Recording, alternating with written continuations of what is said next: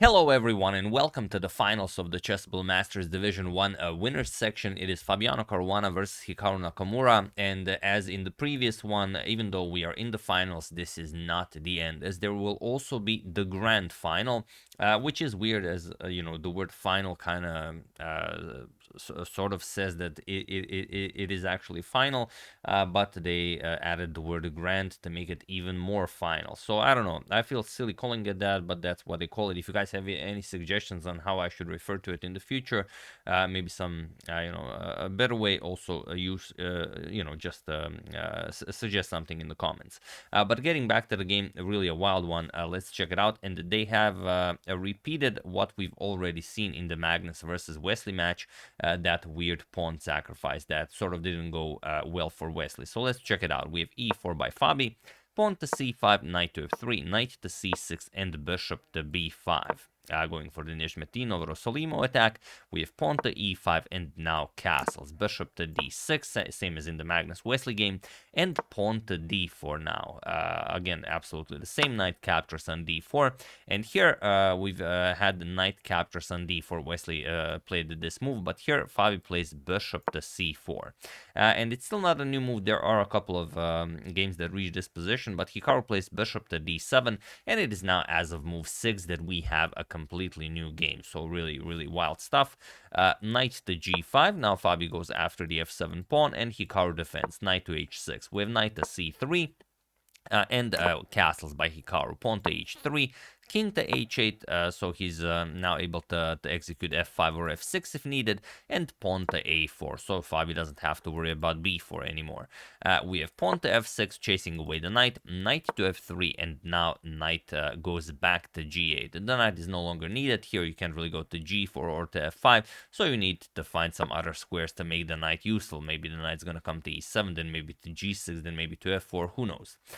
So here, knight to d5, same as in the Magnus Wesley game. Basically, you will win the d5 square for your knight, and the black will have to spend some time getting rid of it from there. Knight to e7, c3, challenging the knight on d4, knight captures on f3 with check, queen captures, and pawn to b6 now. Of course, the knight will be captured at some point. Hikaru feels that he still needs to prepare it. We have rook to d1, bishop to b7, and now bishop to e3. Nicely continuing development.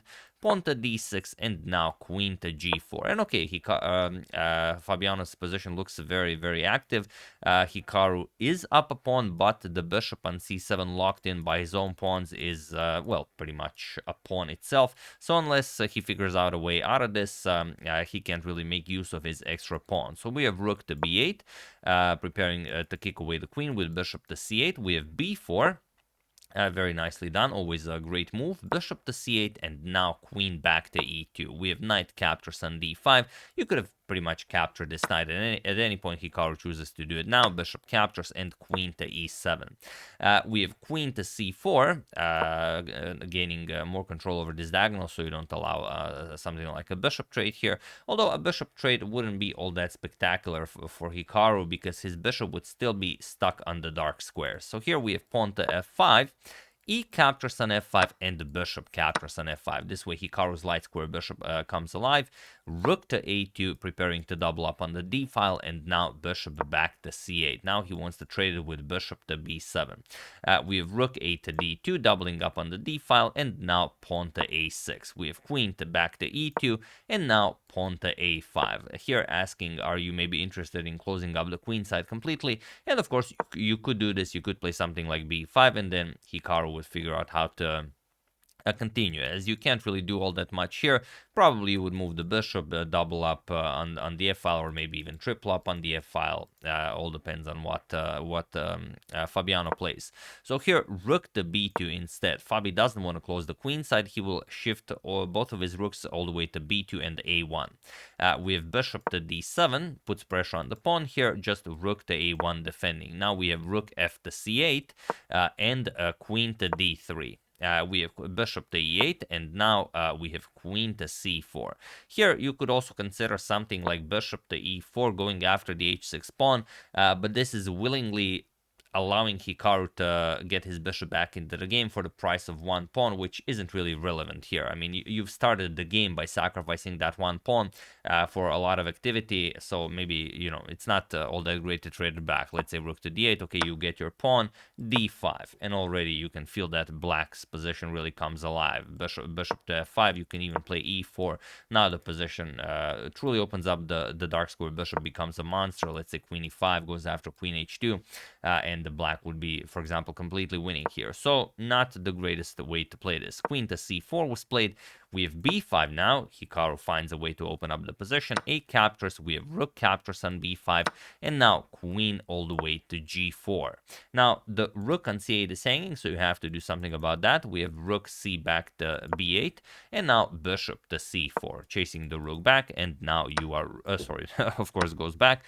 Rook to b7, and now of course bishop to d5. Checking, I think maybe even checking if Hikaru is interested in a draw. Maybe rook b5, bishop c4, rook b7, bishop d5. But nope, we have rook to a7. And here, of course, you will have to advance your b pawn, but not right away, because this is for the moment impossible, as the rook would hang. So here, queen back to e2, and now pawn to a4. Hikaru gets his own pass pawn, and only now Fabi gets his pass pawn. Pawn to b5. We have bishop to f7, offering a trade of light square bishops. Queen to c4 here. We have bishop captures, queen captures, and now pawn to a3, attacking the rook.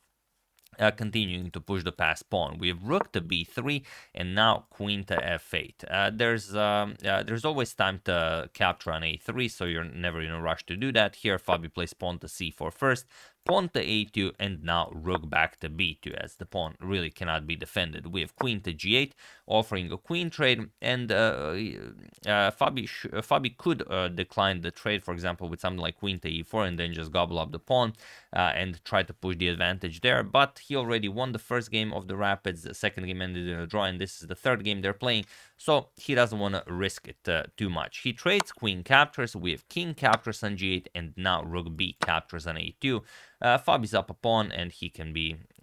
he's not up a pawn, he equalized in material, because Hikaru was up a pawn this whole time, and now he just wants to play a nice endgame. And okay, rook captures on a2, we have rook captures, and now pawn to d5.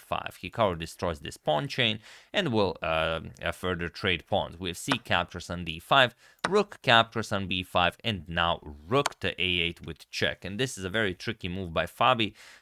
Basically, not only finding a way how to continue this with material equality, but also how to win a little bit of material.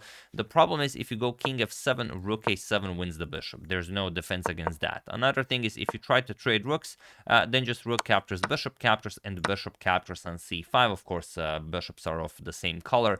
Being up a pawn, you are winning this endgame. So here, after rook to a8, Hikaru had to play bishop to b8, but now comes bishop captures on c5. This is how he wins a pawn, and now you could actually just trade. For example, rook captures on b8 with checking, f7, rook to b7, and at some point, okay, you will defend this pawn. You also don't want to lose the g7 pawn. Let's say king f6, rook d7, you defend, but you know, the king rook are too close to the pass d pawn. Of course, you're gonna win it at some point, and the white will not be winning this game.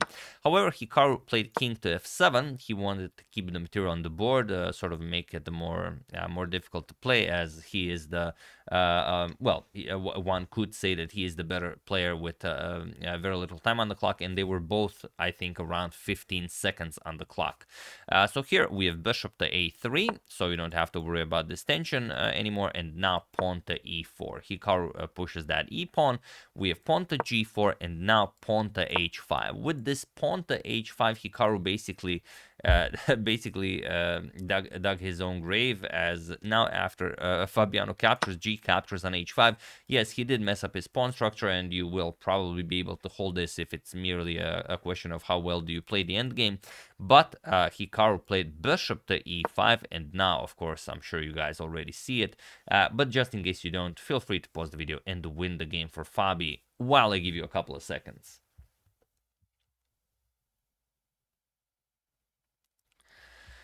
So for those of you who were able to do it, congratulations on spotting this mate in one position from the thumbnail. And for those of you who just want to enjoy the show, of course, it is rook to f8 with checkmate. That's it. That's what Hikaru fell for, and Fabi takes the match without even the need to go into some sort of tiebreak. So just 3 games were needed out of the rapid time format. Fabi won 2 of them, and that was enough. The reason why I said that this h5 move by Hikaru was crucial is because now Fabi controls g6. Fabi controls e6, the pawn is on g7, so you can't go there. The bishop here controls e7, the rook controls e8, f8, and g8, so basically there's only one square you need to cover that the black king can go to, and that is the f6 square, and you do that by playing rook to f8. Now the f6 is covered as well, and that's how you very quickly find checkmate. You just have to, visualize squares that the black king cannot use, and then once you figure out, okay, this is the only square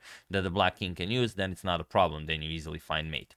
So Hikaru blundered it, unfortunately for him, but Fabiano is the winner of the final of the Chessable Masters Division 1 winners section, which means absolutely nothing, as we still have the grand final where he can meet pretty much anyone, even Magnus is still in the game.